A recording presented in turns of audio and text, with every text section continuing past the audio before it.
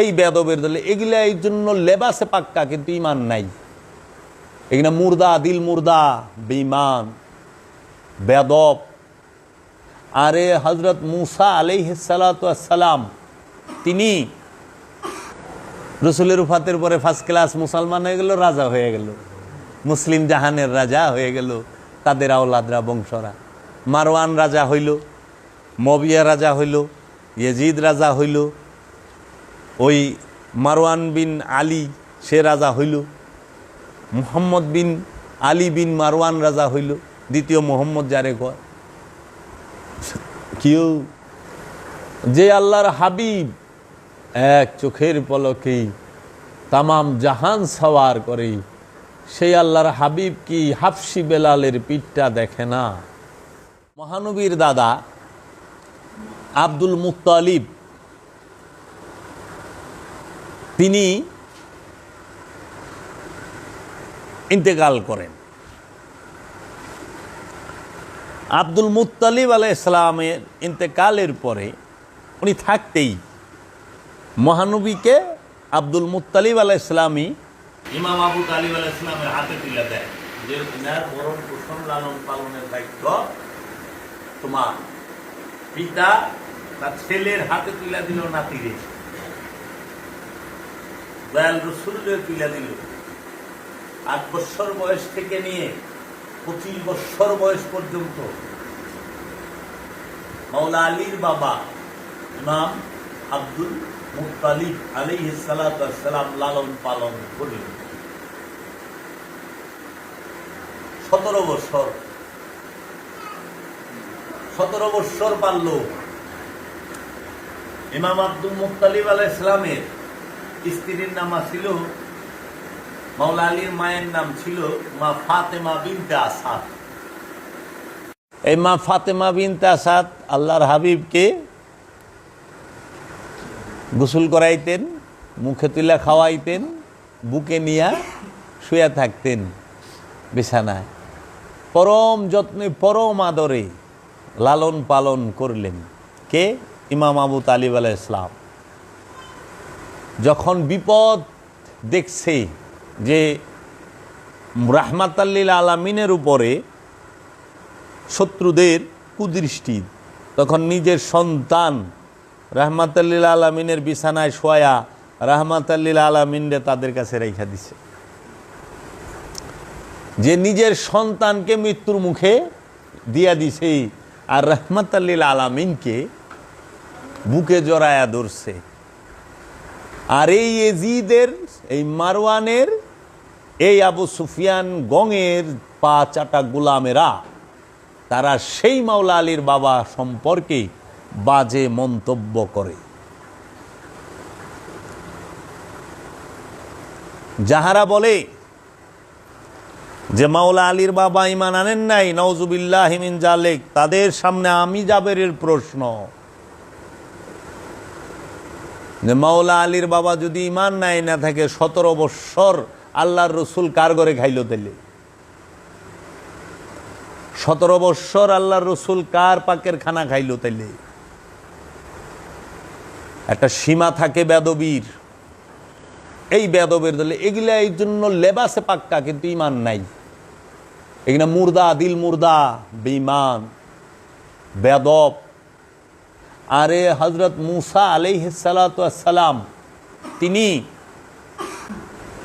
70 জন নারীর স্তনে মুখ দেয় নাই, দায়ের স্তনে মুখ দেয় নাই, যে পর্যন্ত না মা আসিয়ার কুলে গেছে। শিশু নবী, শিশু মূসা, তো সে চিনল না যে কে ইমানদার কে বেঈমান? সে চিনছে না। তাহলে মূসা নবী যদি কে ইমানদার কে বেঈমান চিনে, কে দায়ী কে তার মা সেটা চিনে, আল্লাহর হাবিব কি চিনে না? যিনি রাহমাতাল লিল আলামিন, যিনি মূসারও নবী। এই চক্রান্ত কে করলো? এই চক্রান্ত এই উমাইয়া আব্বাসিয়া নামক ইহুদিরা করছে। এরা ইহুদি এবং এই মতাদর্শের ছিল। তারা রসুলকে জীবনে নবী মাইনেই নিতে পারে নাই। এর জন্য তারা সব জায়গায় দেখবেন আল্লাহর রসুলকে মূসা আর ঈসা নবীর নিচে দেখাইছে। মূসা নবীর ঈসা নবীর নিচে মর্যাদা দিকে দেখাইছে, সূক্ষ্মভাবে ছোট করেছে। ঈসা নবী 3 দিন বয়সে কুলের থেকে কথা কইছে, কোরআন তার দলিল, সূরা মরিয়মের 30 নম্বর আয়াত। তাহলে ঈসা নবী 3 দিনের দিন কথা কইল, তো ঈসা নবী কি হারাম খাইল? না, নবীরা হারাম খায় না, নবীরা পুত পবিত্র, মাসুম, বেগুনা, নবীগণদের কোনো গুনাহ নাই। যারা চিন্তা করব নবীগণদের গুনাহ আছে তারাই বেঈমান, তারা নিষ্পাপ। আল্লাহর নবীগণ পরীক্ষামূলক নফস নিয়েই আসেন না, ডাইরেক্ট প্রকাশিত রূহ, বিকশিত রূহ, জাগ্রত। এর জন্য আল্লাহর নবী হয়ে আসে, আয়েশা কেউ নবী হয় না। কেতাব নিয়ে আসে, আয়েশা পড়া শিখে না, নিয়ে আসে। কোরআন তার দলিল, কোরআন বলতাছে, আপনারা মানুষ না, আপনারা তো মানুষ, আপনাকে কইতাছে তোমরা মানুষেরা দুধ পান করা ব্যতীত আর কোনো জ্ঞান দিয়ে তোমাদেরকে পাঠাই নাই, তোমরা কিছুই জানতে না, তোমরা কিছুই জানো না, শুধু পান করা ব্যতীত, দুধ পান না, তোমরা পান করা ব্যতীত তোমাদের অন্য কোনো জ্ঞানই নাই, দেওয়াই হয় নাই। তোমরা যা কিছু পাইছো এখানে আইসা শিখছ। আর আপনি চায় দেখেন, আপনি ছোট্ট বাচ্চাটার দিকে, আপনার দিকে তো আর চায় পারবেন না, ছোট্ট বাচ্চাটার দিকে চান, সে খালি পান করা জানতো, চুষা জানতো, পান করত, কিন্তু সে গিলতে জানতো না, চাবাইতে জানতো না, খাইতে জানতো না। আস্তে আস্তে 6 মাস বয়সে তাকে একটু খিচুড়ি দিয়া, সুজি দিয়া শেখানো হয়, খুব অল্প অল্প। সে হাঁটা জানতো না, বসা জানতো না, সব সে শিখে আস্তে আস্তে। আর আল্লাহ কোরআনে বলতাছে নবীগণ কিতাব নিয়ে এসেছে, কিতাবের জ্ঞান নিয়ে এসেছে, হিকমত নিয়ে এসেছেন, বুঝছেন? ওই যে বলতাছে ইজবাসা উম্মিনা রুসুলাম মিনহুম ইয়াতলু আলাইহিম আয়াতি ওয়ু জাক্কিহিম ওয়ু আল্লিমুহুমুল কিতাব ওয়াল হিকমা।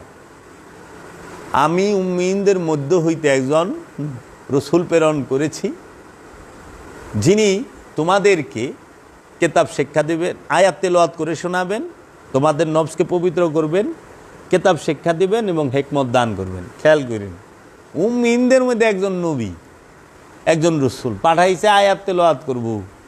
তাহলে আয়াত তেলাওয়াত করব, এটা তার আয়াত কয় নাই যে উনি আইসা আয়াত পড়ব, শিখব, এটা বুঝছে? তেলাওয়াত করে শোনাইব তোমাকে, তোমরা শুনবা। কবে কইছে? 40 বছর বয়সে না, উনি তোমাদেরকে আয়াত তেলাওয়াত করে শোনাবে। তো যেই দিন আইব ওই দিনই শোনাইব, যেই দিন আইস ওই দিনই শোনাইছে। তোমাদের নফসকে পবিত্র করবে, উনি যখন ইচ্ছা তখন করব, কিতাব শিক্ষা দিব, হিকমত দিব। সূরা মরিয়মের 30 নম্বর আয়াত খুলেন, ঈসা রুহুল্লাহ কইতেছে ইন্নী আব্দুল্লাহ, আমি আল্লাহর বান্দা, আতানি আল কিতাব, আল্লাহ আমারে কিতাব দিছে, ওয়া জাআলনি নবিয়ান, আমি নবী হিসাবে মনোনীত। 3 দিনের শিশু, সে কয় আমার আল্লাহ কিতাব দিছে, আমি কিতাব লই আইছি। 3 দিনের শিশু, কোন দুলনা থেকে কইতেছে মানুষে? তাহলে সেই কিতাব কোন কিতাব রে বাবা? বই। ঈসা নবীর সময় বই আছিল? এই বই নামক কিতাব, এটা ভাষা ছিল? এটা কি আরবি ভাষার? না। কোরআনে বর্ণিত 25 জন নবীর মধ্যে একজন নবী শুধু আরবিতে কথা বলছে, আরবি ভাষা বলছে, সেটা মহানবী। আর 24 জনের ভাষাই ভিন্ন। সবচেয়ে বেশি নবীগণ হিব্রু ভাষায় কথা বলছেন,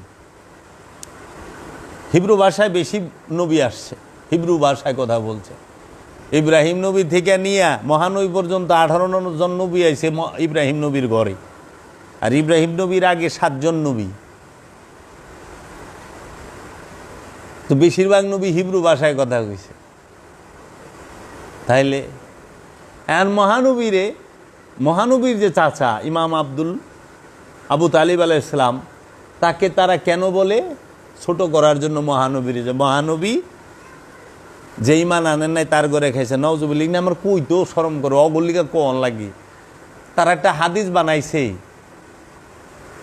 আবু সুফিয়ান মাতা মুসলিমা, আবু তালেব মাতা কাফেরা। মানে আবু সুফিয়ান মুসলমান হয়ে মরছে, আর আবু তালেব সে কাফের হয়ে মারা গেছে। নওজুবিল্লাহি মিন যালিক, নওজুবিল্লাহ। তাই আমরা তাদেরকে উত্তর দিতে যাই, এই টুকাইনা হাদিস, এই টুকাইনা হাদিস ইটি রসুলের ইন্তেকালের 300 বছর পরে 400 বছর পরে টুকাইছে জায়গায় জায়গার থেকে। টুকাই নেই যে হাদিস, এই টুকাইনা হাদিসের বিপরীতে জবাব হইল আবু সুফিয়ানের মতো হাইওয়ান সে 2টা পোলাপান পাইলা বড় করছে, আর আবু তালিব আলাইহিস সালামও 2টা সন্তান পাইলা বড় করছে। কারণ রসুলের হাদিসে আছে কি, যে প্রত্যেকটা শিশু সন্তান ফিতরাতে ইসলামের ভিতরে জন্মায়। সে যখন বুঝতে শিখে তখন সে তার বাপ দাদার সাইনবোর্ড কাঁধে নেয়, বাপ দাদারে অনুসরণ করে। বুঝছেন?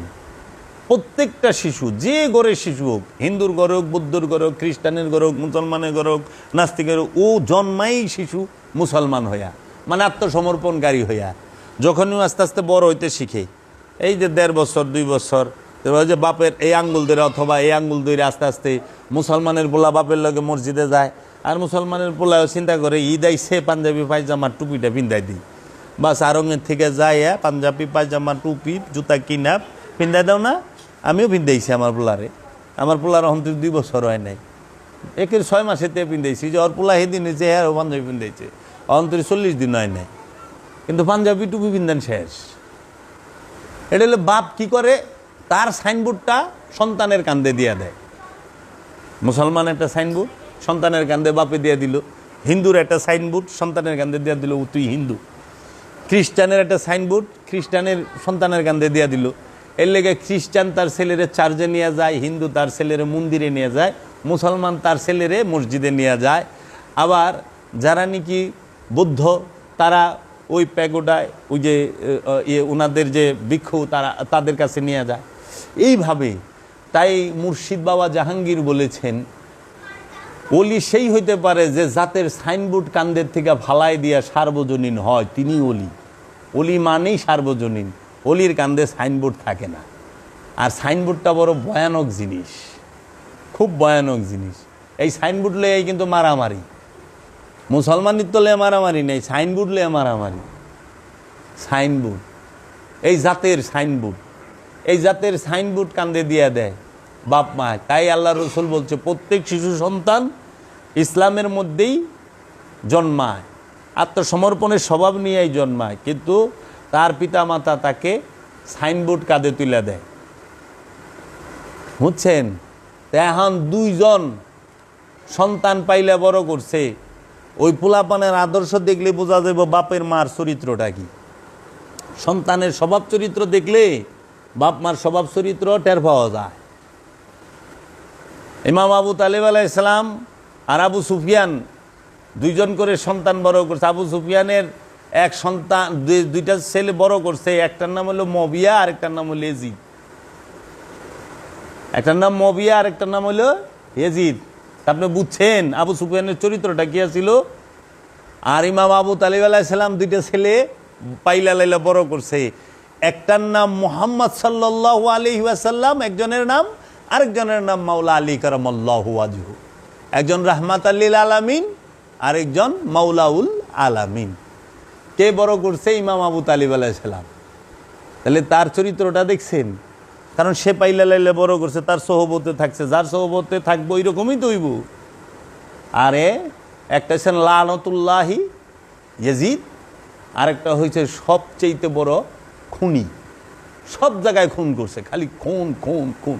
কোরআনকে সর্বপ্রথম রাজনীতিতে যে ব্যবহার করে তার নাম মবিয়া। সিফিনের যুদ্ধে বল্লমের আগায় কোরআন বাইন্দা দিছে।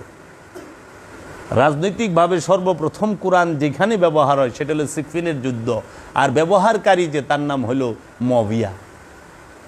মবিয়া সর্বপ্রথম কোরআনের ব্যবহার করে রাজনীতিতে। খেলাফত বাদ দিয়ে রাজত্ব প্রতিষ্ঠিত করে, রাজতন্ত্র প্রতিষ্ঠিত করে সর্বপ্রথম মবিয়া। রাজতন্ত্রের কর্ণধার জন্মদাতা যিনি, তার নাম মবিয়া। উনি যা করছে তাই তো কইব, সাফাই গায়ে লাভ আছে? যা করছে, উনি প্রথম রাজা, খেলাফত তো রাখেন নাই, উনি তো খলিফা নিজেরই বলেন নাই, নিজের রাজা বলছেন। আর ইসলামের রাজতন্ত্রই হারাম। কোরআনের আইন প্রতিষ্ঠিত করবার চান বিশ্বে, সৌদি আরবে তো কোরআনের আইন নাই, বিসমিল্লাহ রাজতন্ত্র, রাজতন্ত্রই হারাম ইসলামে। ইসলামের রাজতন্ত্র হারাম।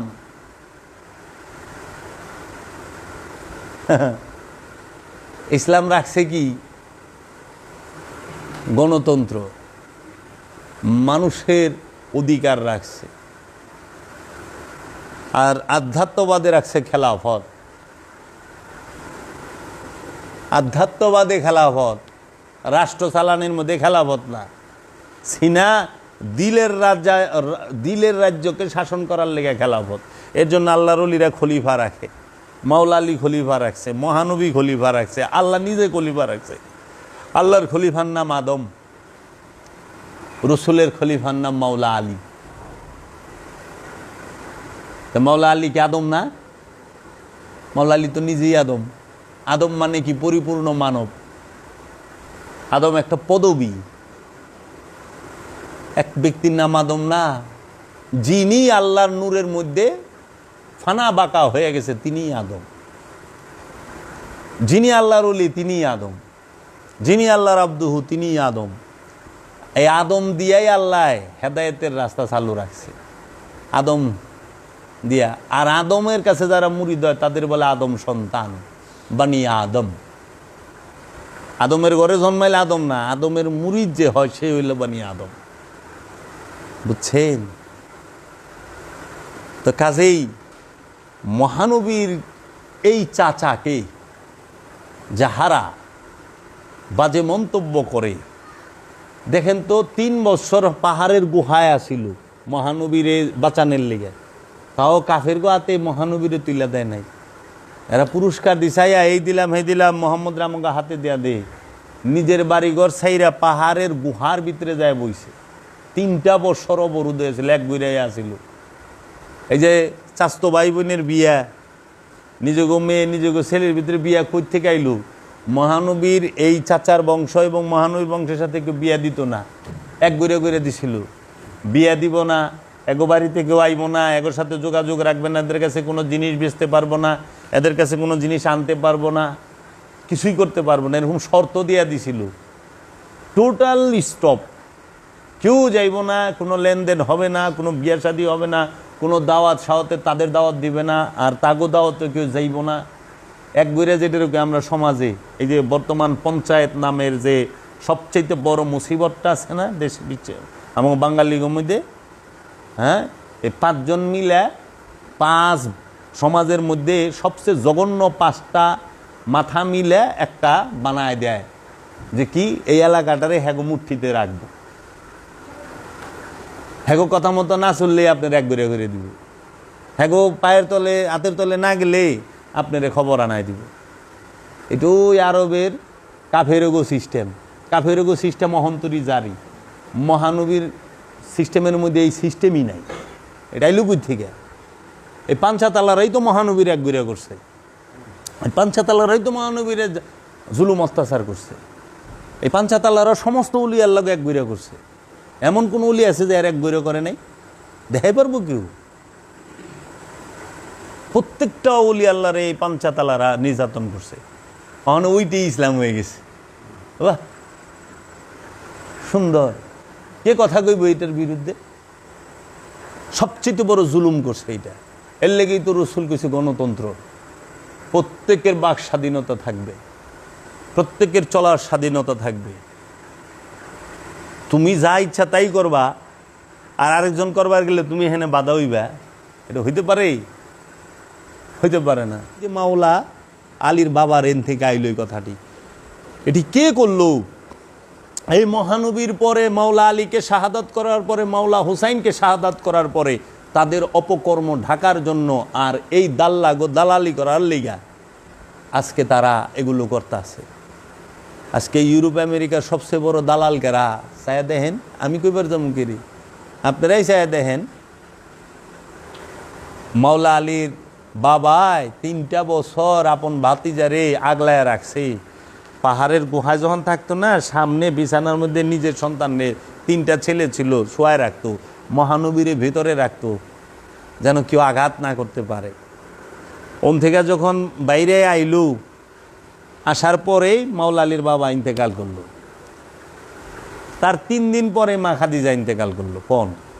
5 দিনের ভিতরে যদি 2 জন, একজন হলো সহধর্মিণী রসুলের, আরেকজন হলো গার্জিয়ান, 2 জন চলে গেল।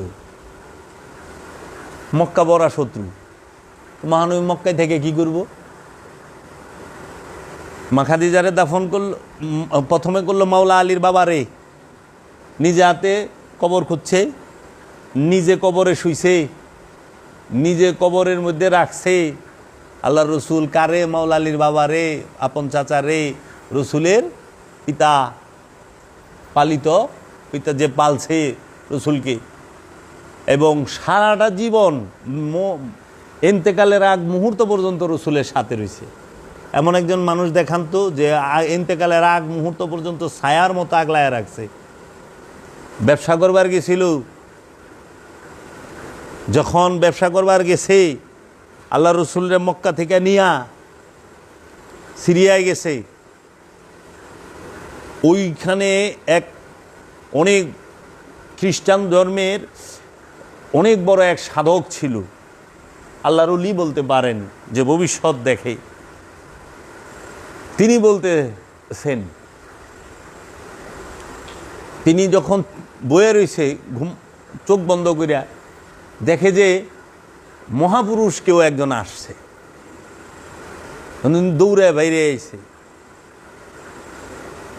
এই তোমাদের মধ্যে কে, এই কাফেলায় কে আসছে? তখন কইছে যে এই কাফেলা তো আমরা। তো মহানবী ছোট, চাচার সাথে গেছে, তো কাফেলারে দাওয়াত করছে উনি, যে আপনারা রাতে আমার এখানে সেবা নিবেন, খাবেন। কিন্তু উনি গেলে দেখছে যে মহাপুরুষ এখানে কেউ একজন অবস্থান করতেছে। সেই তো যখন আমাকে মুসলমান নিয়ম যে আমরা কি করি, ছোট্ট পোলা বান্টারে বহাই থিয়া বড় কিনা সব খাইবার যায় না, এটা আগেও আসিল। ওই মহানবীরে বহাই থিয়া সবাই গেছে খাইবার। যখন সবাই বসছে, জিজ্ঞেস করছে আপনাদের মধ্যে যে মূল মেহমান সে কু? আমার মধ্যে সবাই আইছি, খালি একটা বাচ্চা রয়েছে ওই যে আমাকে সামানের সামনে বসা, কয় উনি মূল মেহমান, হেরে আনেন। আবু তালিব আলাইহিস সালাম ডাক দিছে যে উনি কু? কারণ তো বাইরে বসাইছি সামানের এইখানে। উনি আর লেগে তো আপনাকে দাওয়াত করছি, উনারে নিয়ে আসেন। যখন আইছে না, হায় হায়, এত দেইখা তাজ্জুব, সঙ্গে সঙ্গে সেই মোহরে নবুয়ত দেখে, পিঠ খুইলা দেখে যে হায় হায়, এই তো সেই আরবের বুকে যে মহাপুরুষ আসবেন, এই নিয়েই তো তিনি। তখন সঙ্গে সঙ্গে খাওয়া দাওয়া করায়া মাওলা আলীর বাবারে আড়ালে নিয়ে বলছে, এই মুহূর্তে আপনি ওনাকে নিয়ে এখান থেকে চলে যান, আপনি আর একে নিয়ে বাইরে এরে আইনেন না, এরে নিয়ে নিরাপদ স্থানে রাখেন, এরে মেরে ফেলবে, এটা আপনার দায়িত্ব, তাকে সিকিউর করা, তাকে নিরাপত্তা দেওয়া। তখন মাওলা আলীর বাবা কি করলো, যে জিনিসপত্র লয়ে গেছিল ব্যবসার লেগে, ওই জিনিসপত্র ওই দামেই, মানে কিনা দামেই, কি টু লসে বেইসা আল্লাহ রসুল্লাহ রিটার্ন আইসা পড়ছে মক্কা। বলছে আরে কোথাও নেওয়া যাইবেন না। সেই মাওলা আলীর বাবা চিন্তা করে ওই ছোট্টবেলায় জানছে যে আজ মহাপুরুষ, আর যেন তেন লোকে কয় নাই। তো কাজী এই মহানবীর চাচার কবর মোবারকটা মহানবী খুললেন, বিছানায় কবরে শুইলেন, দাফন কাফন করলেন, মা খাদিজা ইন্তেকাল করলেন, তারও দাফন কাফন করলেন, মহানবী একা। চাচাও চলে গেল, সহধর্মিণীও চলে গেল, সুমন্ত্রী মহানবীর দ্বিতীয় স্ত্রী নাই, ছিল না, মহানবী একা। আর এই সুযোগ দেখলো, এই সুযোগটাই দেখলো কাফেরেরা, যে এই সুযোগ, একদিকে আবু তালিব নাই, অন্যদিকে বিবিও মা খাদিজা তিনিও নাই, এই ছুটে মেরে হালাম, এই কাফেরের আবু জেহেল, আবু লাহাব, সাহেবা, উকবা, মুগিরা, জুল খায়েস, মারহাব, ওয়ালিদ বিন উতবা, খালিদ বিন ওয়ালিদ, মুগিরা, এরা সবাই মিলা বুদ্ধি করল। তাদের সভাপতি ছিল শেখ নাজদি। এই শেখ নাজদি হলো সবার গুরু, যেটার নাম মনে নাই, যেন থেকে এই নজদি আব্দুল্লাহ নজদিয়া ফেরকা আহে। এই আব্দুল্লাহ নজদি ওহাবি ফেরকা, ওহাবি ফেরকার জন্মদাতা হইল শেখ নজদি। শেখ নজদি মহানবীর আবির্ভাবের আগে ছিল আরবের নেতা। 63 বছরে একটা যুদ্ধ করছে, আরেকটা যুদ্ধ করছে 44 বছর। এই শেখ নাজদি তখন আইসা কইল, বুদ্ধি দিল আবু জাহেল আর শেখ নাজদি মিলা, যে আরে মাইরা ভালাও ডাইরেক্ট, রাতের বেলায় ঘর ঘেরাও কইরা বাইরেলি মেরে ভালাও। এই যে আমাকে এখানে শেখ নাজদি আইছিল বলে রাতের বেলা ঘর ঘেরাও কইরা মেরে ফেলাইবে, কিন্তু কট খাইয়ে যে যাইব শেখ নাজদি বুঝে নাই। 40 কাফের আইছে, ঘরের চতুর্দিকে 80টা চোখ লয়ে কারা হারিয়েছে, বাইরেলি কুবদুম। আল্লাহ রসুলের কাছে ওই আসলো, আল্লাহ রসুল মাওলা আলীকে বিছানায় শোয়ায়া তিনি শুধু একমুষ্ঠ বালি নিয়া একটা ওজিফা বললো, সে ওজিফাটা আমি জানি, কমুনা যন্ত্রণা আছে, উনি ফেকলেন, নিক্ষেপ করলেন।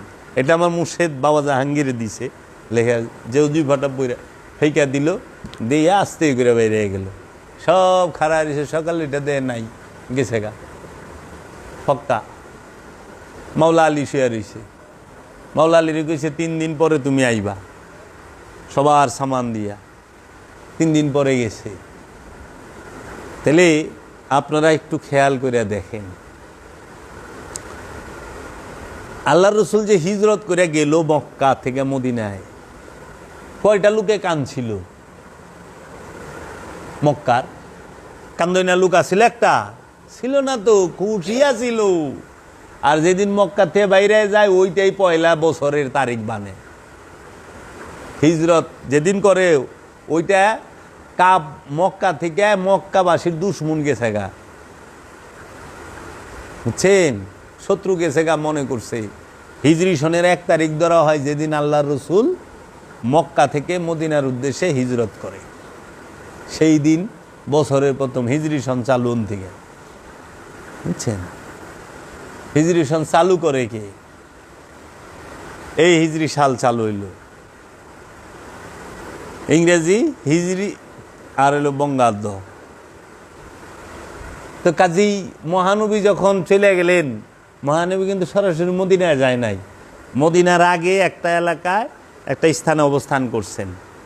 মাওলা আলী কারামাল্লাহু আযহু যখন মক্কা থেকে মদিনায় হিজরত কইরা তার সঙ্গীদেরকে রসুলের কন্যারে বন্ধু থুয়ে গেছে, কিন্তু রসুল মক্কায় মা ফাতেমারের সাথে নেয় নাই, মাওলা আলী মা ফাতেমারের সাথে করে লয়ে গেছে। চিন্তা করতে পারেন, মহানবীর মেয়ের বিয়ে মদিনায় হয়েছে, মক্কায় হয় নাই। মানুষগুলা খুব এগিনার ইতিহাস পড়লে আর এই ডিটেল জানলে আপনার তো জানবেন আগে এইগুলো। আগে মুনাফেক চিনবেন না, প্রেমিক চিনবেন না, আগে সন্ত্রাসী চিনবেন না, নয়তো সন্ত্রাসীর পায়ে ধরে সালাম শুরু করবেন। আর আবু জাহেল তো মহানবীর চাচা, আর আমরা তো যদি মহানবী কয় যে এটা আমার চাচা যায়, সালাম করা শুরু করে দেবো। হ্যাঁ, আপনি আমার চাচা। আরে না, ওটা আবু জাহেল, চাচা ওকে তাতে কি আবু জাহেল। তা আপনারাও তো তাই করবেন, দেখা যায় নাকি? বাবার দেশের লোক সালাম করি না, হজরত আবু জাহেল উনি, হজরত আবু লাহাব, হজরত সাহেবা, হজরত উকবা, আপনারা সালাম করা শুরু করে দিবেন না, এত অবস্থা না। এলে আবু জাহেল সিনাই থুয়ে যাইতেছি, কালকেও মেরে হালাই দেবারে, ঠিক নাই তো? চারে তরফ সে ঘিরা হুয়া হ্যায় हमारी जासूस, কালকে মেরে হালাই দেবারে, গ্যারান্টি নাই তো? এত ভালো লোক নাই তো? খুব কানছে না বড় 2-4 জনে? হ্যাঁ, যখন গেল মক্কা থেকে মদিনায়, কান্দই না লোক আসছিল না তো, খেদাই না লোক খুশ, তারপরও শান্তি পায় নাই। এই মক্কা থেকে আবার মদিনায় 700 মাইল দূর, হেনে গেছে গা দৌড়ে মারবার লেগা। তখন আলা মদিনাবাসী তো প্রেমিক, আনসার তারা রসুলের প্রেমিক, রাগ দয়াল মারবার সস্তা হ এমন পিটা দিছে রে বাবা, 313 মিলে একের জমের মতো দোলাই দিছে। 10,000 গেছিল, পিঠা খায়া ফিরত হয়েছে। আহনের আগে কইছে সামনে বাড়ামু, হ্যাঁ এমন ফৌজ এমন বাহিনী লই আমু, এটা আরবিতে কই সাতিয়াল না কি জানি কয়, আমার লেখা আছে, আমি আরেকটা আলোচনা কইছি। এই বাহিনী লই আমু, তো কইছে আহিস, আমরাও রেডি আছি, তে আহিস। আর যায় নাই, মালবানি দিয়া লোক জমায় পারে নাই, একের হুবহু বেগিনা বাবা, হুবহু 19 আর 20 না, পুরা 20, পুরা 20। দেখলে কয় আসসালামু আলাইকুম, আর আলে লাঠি লেগে খারায় থাকে, হ্যার বক্তব্য মারব, হ্যারে পারলে কুম দিব। এই চরিত্র। ধর্ম নিয়ে আজ পর্যন্ত কোথাও কোনো গণ্ডগোল হয় নাই, যত গণ্ডগোল হইছে সব স্বার্থ লইয়া। আর জানিয়া রাখেন আল্লাহর রসুল কোথাও যুদ্ধ করতে যায় না, আমার রসুল যোদ্ধা না, আমার রসুল রাহমাতাল লিল আলামিন। আল্লাহর রসুলের আঘাত করতে আইসে, আল্লাহর রসুল প্রতিহত করছে। প্রতিহতকে যুদ্ধ বলে না। যদি যুদ্ধ করতো আল্লাহর রসুল মদিনা থেকে মক্কায় খুনাখুনি করতো।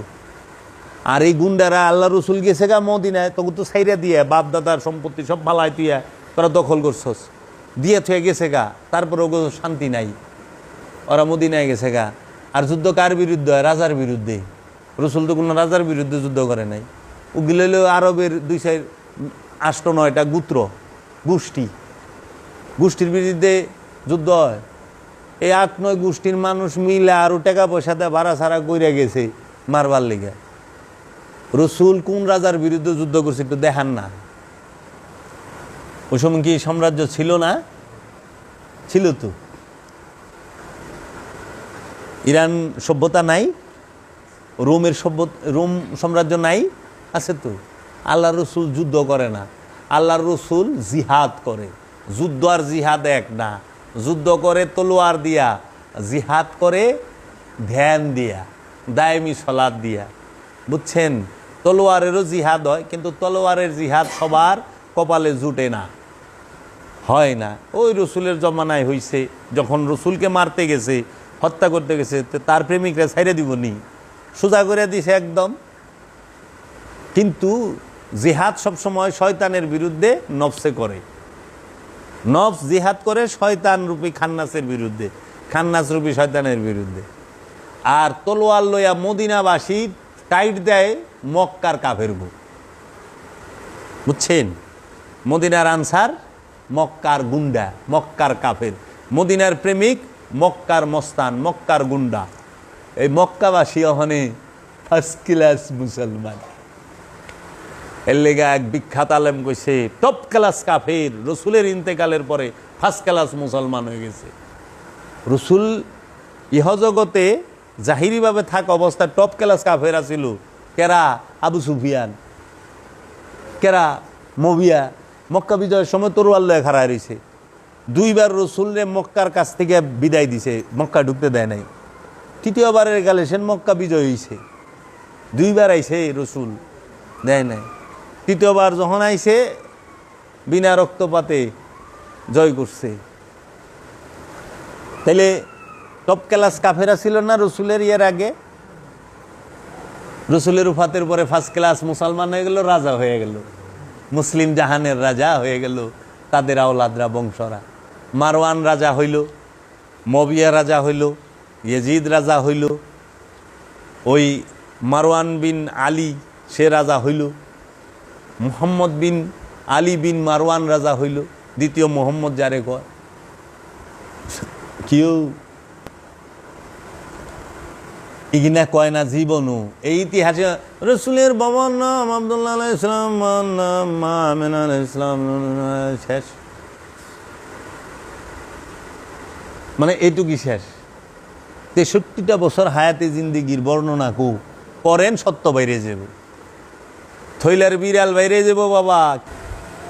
মা খাদিজার সম্পর্কে এত সম্মান দিয়ে কিন্তু কথা বলেন, আপনারা খেয়াল করেন ওয়াজ নসিহতে তাদের মুখে খালি মা আয়েশার কথা। কেন জানেন? পাক পাঞ্জাতনকে ঢাকার লেগা। কারণ পাক পাঞ্জাতন আইসে মা খাদিজার ঘরের থেকে। পাক পাঞ্জাতনের 4 জন সদস্যই মা খাদিজার ঘরে, 3 জন সদস্য ডাইরেক্ট মা খাদিজার গর্বের ঘরে। কারণ মা ফাতেমা হইল মা খাদিজার গর্বের একমাত্র রসুলের কন্যা, ব্লাডের।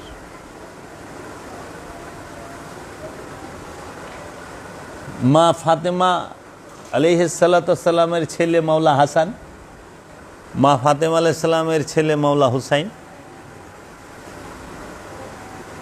তাহলে মাওলা হাসান, মাওলা হুসাইন আর মা ফাতেমা 3 জন, রইল 2 জন। মাওলা আলী কারামাল্লাহু ওয়াজহু মহানবী 5 জন। এই 5 জনের মধ্যে মাওলা আলী কারামাল্লাহু ওয়াজহু তিনি মহানবীর আপন চাচতো ভাই রক্ত। আবার তিনি মহানবীর দর্শনের দিকে, হিকমতের দিকে মহানবী নফস মাওলা আলী, মহানবীর ভাই মাওলা আলী, মহানবীর মুরিদ মাওলা আলী, মহানবীর খলিফা মাওলা আলী, মহানবীর একমাত্র খলিফা মাওলা আলী, মহানবীর এলেমের একমাত্র দরজা মাওলা আলী, মহানবীর এলেমের শহরের একমাত্র দরজা মাওলা আলী। মাওলা আলী মহানবীর মেয়ের জামাই।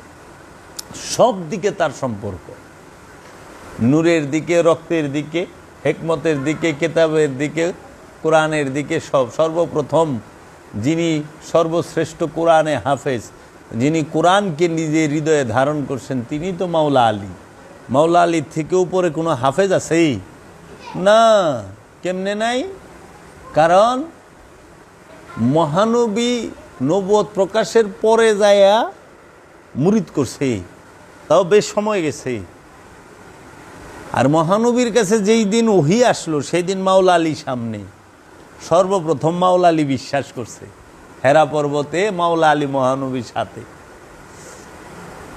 মহানবী হইল রসুলের নবুয়তের সাক্ষী, রসুলের রেসালাতের সাক্ষী, রসুলের বেলায়েতের সাক্ষী। মহানবীর মুহাম্মদ সাল্লাল্লাহু আলাইহি ওয়াসাল্লামের নবুয়তের, রেসালাতের, বেলায়েতের, আবদিয়াতের সাক্ষী হলো মাওলা আলী কারামাল্লাহু ওয়াজহু সর্বপ্রথম।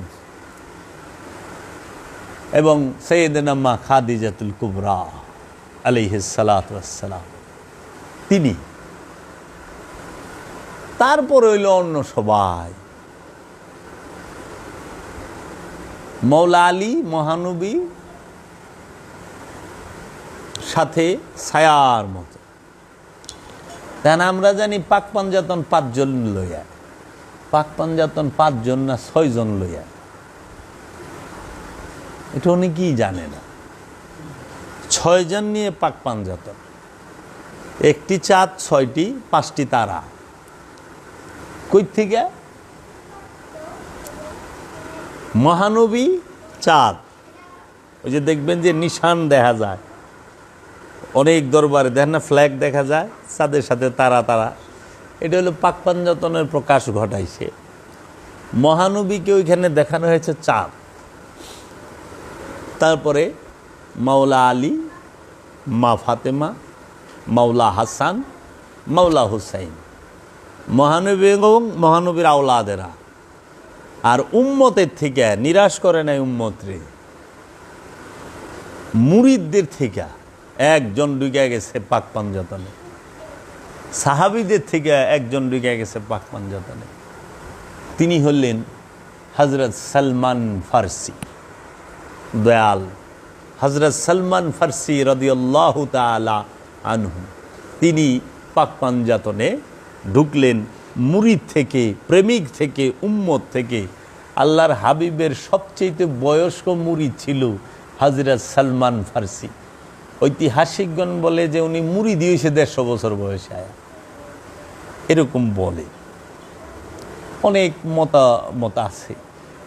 ইনি এমনই এক আসে যেই জমানায় কোনো ঠাই ঠিকানা, ফেসবুক, হোয়াটসঅ্যাপ, মোবাইল, চিঠি এই ছিল না। সেই জমানায় তিনি ইরান থেকে গান শুনতে শুনতে হাঁটতে হাঁটতে আল্লাহর রসুলের কাছে মদিনায় আইসা উপস্থিত। কি এমন কর্ম করছিল হযরত সালমান ফার্সি, যে কর্মের কারণে তিনি পাক পাঞ্জাতনের ভেতরে ঢোকার সুযোগ পেলেন? কি এমন কর্ম ছিল তা? তিনি কি অনেক নামাজ পড়ছেন? হযরত আবু বকর সিদ্দিক ঢুকতে পারল না পাক পাঞ্জাতনে, হযরত ওমর রাদিয়াল্লাহু তাআলা আনহু ঢুকতে পারল না পাক পাঞ্জাতনে, জিন্নুরাইন হযরত উসমান ঢুকতে পারলেন না পাক পাঞ্জাতনে, হযরত জিন্নুরাইন উসমান রাদিয়াল্লাহু তাআলা আনহু ঢুকতে পারলেন না পাক পাঞ্জাতনের ভিতরে। আব্দুর রহমান ইবনে আউফ, আবু যর গিফারি, হযরত জাবের রাদিয়াল্লাহু তাআলা আনহু, এরকম অনেক সাহাবায়ে কেরাম আছেন, তারা ঢুকতে পারলেন না। এমনকি আবু হুরায়রা তিনিও ঢুকতে পারলেন না। তো সাহাবীদের মধ্যে হযরত আবু বকর সিদ্দিক রাদিয়াল্লাহু তাআলা আনহু থেকে বেশি নামাজ তো অন্য কোনো সাহাবী পড়েন নাই, বেশি রোজা করার সুযোগ ছিল না। তাহলে কি কারণে এই যে ইবাদত, এটা কইরা সালমান ফার্সি বাবায় পাক পাঞ্জাতনে ঢুকে নাই? এবাদতের সাথেই আরেকটা জিনিস কইরা ঢুকছে সে।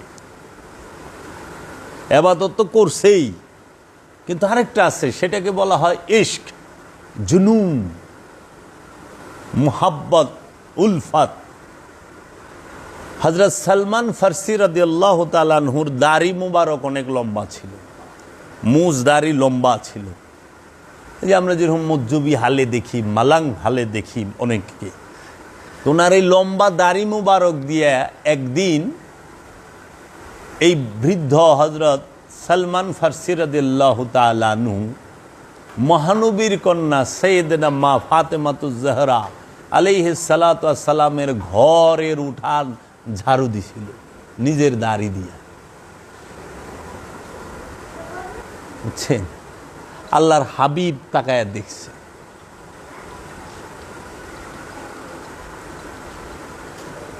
আল্লাহর হাবিব তাকায় দেখা ওর প্রতিদানে মহব্বতে পাক পাঞ্জাতনের ভিতরেই হযরত সালমান ফার্সিকে নিয়ে নিছে।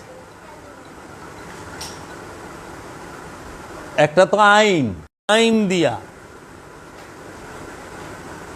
চরম পর্যায়ের পুরস্কার ভাই নাই পাইছে, আইনের পুরস্কার আইন দিছে।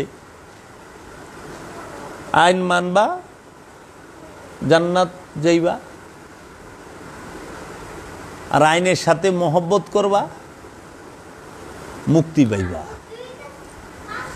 ছায়া দেখেন,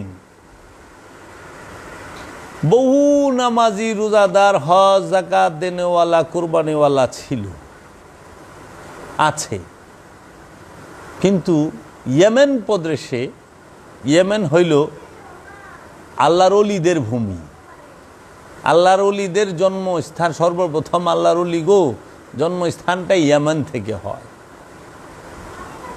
আর নবীদের জন্মভূমি বলা হয় বেতেলহেম, তারপরে জর্ডান, যাকে উর্দুন কইতো আগে, উর্দুন, ফিলিস্তিন, ইজিপ্ট, মিশর, এই অঞ্চলকে বলা হয় নবীদের জন্মস্থান। মিশর, সিরিয়া, জর্ডান, ফিলিস্তিন, এই অঞ্চল হইল নবীদের, আর ইয়েমেন থেকে হয় আল্লাহর ওলিদের জন্য। সেই ইয়েমেন প্রদেশে হযরত ওয়াইস আল কারনি, তিনি আল্লাহর রসুলের এমন এক প্রেমিক ছিলেন যে আল্লাহর রসুল মদিনা থেকে দেখছে আমার একটা প্রেমিক আছে ইয়েমেনে,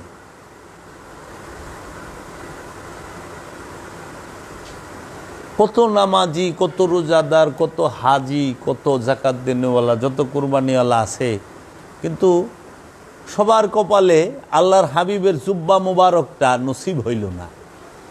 কিন্তু এমন এক প্রেমিক যে ওয়াইস আল কারনি, সেই ওয়াইস আল কারনিকে আল্লাহ রসুল উপহার দিলেন মাওলা আলী করমল্লাহু ওয়াজহুকে দিয়ে ওফাতের আগে, যে আলী, ওমরকে নিয়ে যাও, ইয়েমেন প্রদেশে আমার এক প্রেমিক আছে, তার নাম ওয়াইস কারনি, ওয়াইস আল কারনি, তুমি তাকে আমার এই জুব্বা মুবারকটা উপহার দিবে, তাকে দেখে আসবে। হযরত উমরকে বললেন, উমর, যখনই সুযোগ পাও, যদি এই আল্লাহর আব্দুহুর দেখা পাও, তারে দিয়া হাত তুলা মোনাজাত করাইবা, তারে দিয়া মোনাজাতটা করায়ও যদি পারো, যখনই পাইবা। তাই হযরত উমর রাদিয়াল্লাহু তাআলা আনহু যত বছর বেঁচে ছিলেন, সব সময় হজের মধ্যে ওয়াইস আল কারনির খোঁজ নিতেন এবং তাকে দিয়ে মুনাজাত করাইতেন। বুঝছেন? দেখেন, মোহব্বতের পুরস্কার বাবা সালমান ফার্সিও পাইল, মোহব্বতের পুরস্কার ওয়াইস আল কারনিও পাইছে। আচ্ছা,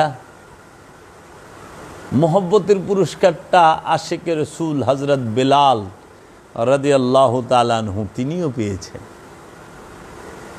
আবু সামার দুর্রার বাড়িতে, চাবুকের বাড়িতে পিঠের চামড়া উঠে গেছে, গরম বালির মধ্যে শোয়ায় রাখছে, পিঠে পিটাইছে, রক্ত দরদরায়া পড়ছে, কিন্তু তিনি বলছেন ইয়া মুহাম্মদ। হযরত বেলালের জিকিরই ছিল ইয়া মুহাম্মদ, ইয়া মুহাম্মদ, ইয়া মুহাম্মদ। হযরত বেলাল বলেছেন, আমি মুহাম্মদের গলিতে বসিয়া মুহাম্মদের পূজা করি, এতে আমি জান্নাত পাই চাই না পাই আমার কিচ্ছু যায় আসে না। আমি মুহাম্মদের গলিতে বসিয়া মুহাম্মদের পূজা করি, এতে আমি জান্নাত পাই চাই না পাই আমার কিছুই যায় আসে না। আল্লাহর হাবিব যখন দেখলেন যে তার আশিককে এইভাবে আঘাত করা হচ্ছে, তাই আল্লাহর হাবিব বললেন হযরত আবু বকরকে, আবু বকর, বেলালকে কি মুক্ত করা যায় না? ইয়া রাসূলুল্লাহ, আমার মা বাবা কুরবান হোক, আমি বেলালকে আপনার কাছে নিয়ে আসব।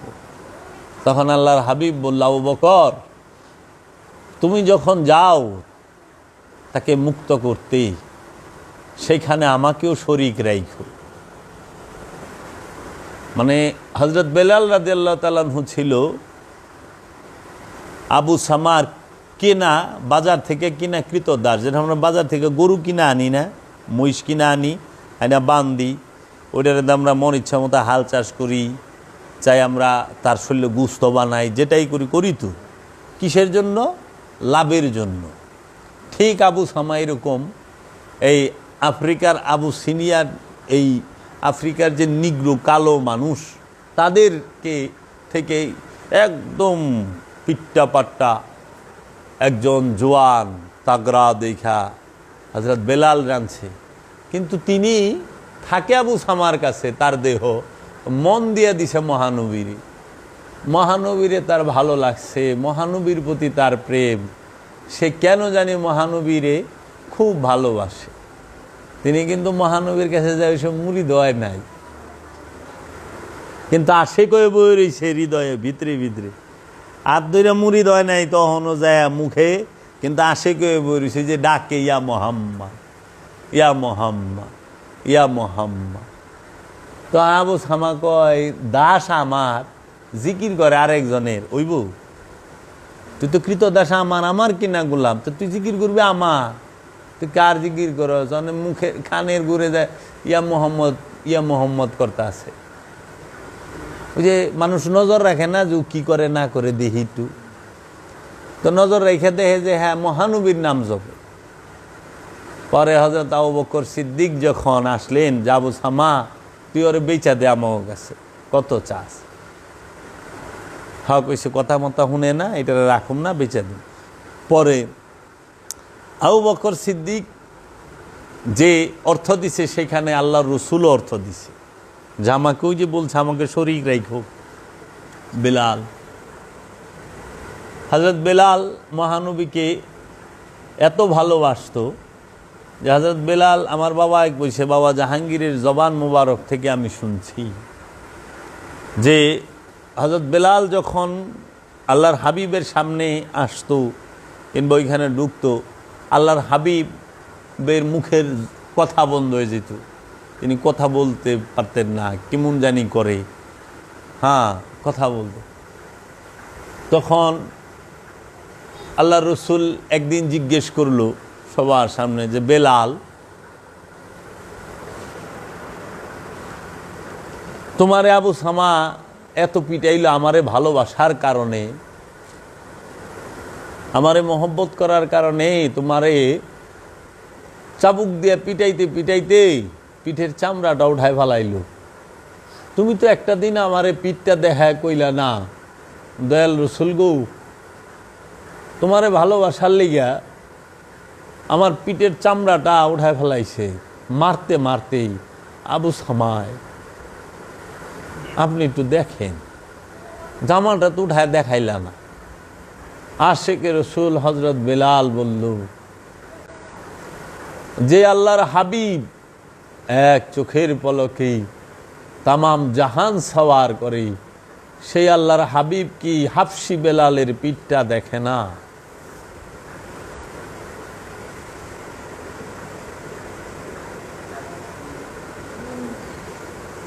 সেই আল্লাহর হাবিব কি হাফসি বেলালের পিঠ দেখে না? আমরা মনে করি হয়তো আমরাই আঘাত পাইছি। না বাবা, আমাদের আঘাত তাদের তুলনায় শস্য পরিমাণ না, শস্যার সমতুল্য না। ভালোবাসলে আঘাত পেতেই হবে। মহব্বতের প্রতিদানই হইল আঘাত, বুঝছেন? ফুলের মালা পরনের আগে জুতার মালা পরতে হয় তাদের, যারা প্রেম করে। প্রেমিকের সার্থকতা হইল যখন সে গলায় জুতার মালা পরে। তারপরে দেখবেন প্রেমিকরে ফুল দিয়া ঢাইকা রাখে। এখন কি প্রেমিক ওয়াইস আল কারনি, তার রওজা মুবারকটা ফুল দেয়া ঢাকা থাকে না? কিন্তু ওই সময় কইতো হযরত ওমর জিজ্ঞেস করছে, হযরত ওমর জিজ্ঞেস করছে ইয়ামানের মানুষরে যে তোমরা কি ওয়াইস আল কারনিকে চিনো? কয়ে হ্যাঁ। আমরা তার সাক্ষাতের জন্য যাব। কয়ে ওরে কেনা চিনে? আমরা যদি আসি ওয়াইস কারনি কান্দে, আর ওয়াইস কারনি আমরা যখন কান্দি ওয়াইস কারনি হাসে। এইরকম তো এর সাথে দেখা করার কি আছে? আল্লাহর রসুল মদিনা মুনাওয়ারাত থেকে দেখলো ইয়ামেনে তার আশেপাশে, আর ইয়ামেনে তার সাথে বৈশা রয়েছে যারা, তারা বুঝতে পারলো না যে এই ইয়ামেনের মধ্যে মুহাম্মদ সাল্লাল্লাহু আলাইহি ওয়াসাল্লামের নূরের রূপ লয়ে বয়ে রয়েছে। তিনি যে আল্লাহর আব্দুহু, আল্লাহর রসুলের এক রূপ, আল্লাহর রসুলের এক নূরের রূপের নামই ওয়াইস আল কারনি, যার থেকে এই ইলমে তাসাউফ, এই সুফিবাদ, এই সুফিয়ানে কেরাম, আল্লাহর ওলিরা আসছেন। তিনি মাওলা আলীর জন্য জীবন দিয়েছেন। তারে কুবায়াক আসছে মুয়াবিয়া। আচ্ছা, সিফিনের যুদ্ধেই মাওলা আলীর পক্ষ হইয়া দাঁড়াইছিল ওয়াইস আল কারনি এবং হযরত আবু হুরায়রা, ইনারা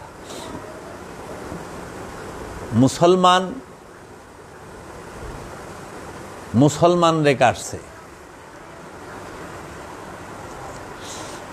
ওলি আল্লাহর দরবারে আগুন হিন্দু দিছে, খ্রিস্টানে দিছে, ইহুদি নাসারারা দিছে, নাস্তিকরা দিছে না,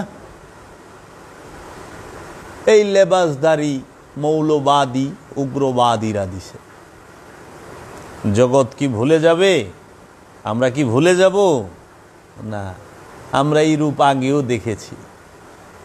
বাংলাদেশে তো আল্লাহর ওলির মাজার ভাঙতে আছে, আরবে তো আওলাদে রসুলের মাজার ভাঙছে। আওলাদের অলির থেকে আওলাদের রসুলও কত ঊর্ধ্বে না? তো এই মৌলবাদীরা তো আরবে আওলাদের রসুলের মাজার ভাঙে ফেলাইছে। যেই মা খাদিজা না দাঁড়াইলে ইসলাম দাঁড়াইতে পারত না। ইসলামের মধ্যে সবচেয়ে বেশি সম্পদ যে ব্যয় করেছে, ইসলামের মধ্যে সবচেয়ে বেশি সম্পদ যে ব্যয় করছে এবং সবচেয়ে বেশি যে পরিশ্রম করেছেন, জান দিয়া, মাল দিয়া, জীবন দিয়া, যার কুরবানি মতো কুরবানি সারা জগতের সব এক সাইড করলেও হবে না। মা খাদিজা নিজে পরিশ্রম করেছেন ইসলামকে প্রচারের জন্য, দিনকে ফেলাইবার জন্য। আল্লাহ রসুল যেখানেই বক্তব্য দিতেন মা খাদিজা দাঁড়ায় থাকতো পাশে, কারণ মা খাদিজার সামনে কেউ আয়া কইব এই ক্ষমতা নাই, কারণ উনি জাজিরাতুল আরবের সেরা ধনী। আচ্ছা, মা খাদিজা সমস্ত সম্পদ আল্লাহ রসুলরে দিনের জন্য আল্লাহ রসুলের কদমে উৎসর্গ করলেন।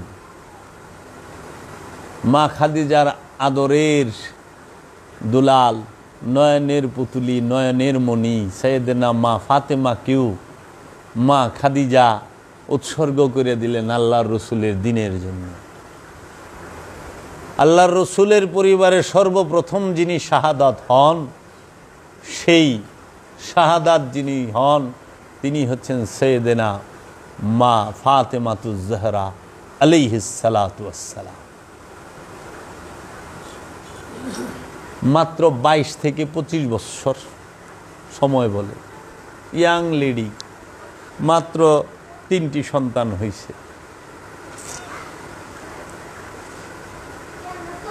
মাওলা আলী কারামাল্লাহু ওয়াজহু শহীদ হলেন মা ফাতেমার স্বামী এবং মা ফাতেমার ছেলে মা খাদিজার নাতি মাওলা হাসান, মা ফাতেমার ছেলে মা খাদিজার নাতি মাওলা হুসাইন, আবার মাওলা হুসাইনের ছেলে মাওলা হাসানের ছেলে ইমাম আলী আকবর, ইমাম আলী আসগর, ইমাম কাসিম, ইনারা সবাই মা খাদিজার পুতি, নাতির ঘরের পুতি।